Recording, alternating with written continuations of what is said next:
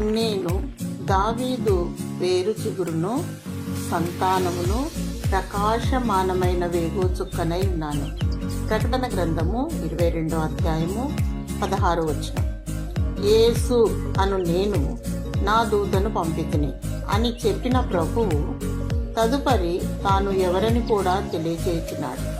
ఆయన ప్రకాశమానమైన వేకువ చుక్క.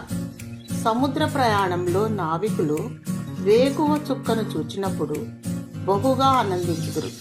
ముఖ్యంగా కటిక చీకటి, పెను తుఫాను వాతావరణంలో వేకువ చుక్క గొప్ప నిరీక్షణాస్పదముగా నుండును. నేడును క్రీస్తు మన జీవితంలో వేకువ చుక్కగా ఉన్నాడు.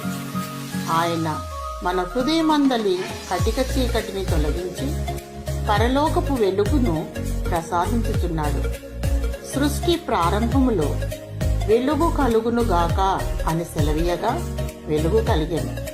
అది అంధకారంలో నుండి వెలుగు ప్రకాశించునుగాక అని పలికిన దేవుడే తన మహిమను గూర్చిన జ్ఞానము యేసుక్రీస్తునందు వెల్లడిపరచుటకు మీ హృదయములలో ప్రకాశించెను. దేవుడు నిన్ను ప్రేమించి విశ్వాస యాత్రలో విజయమిచ్చునుగాక. ఆమేన్.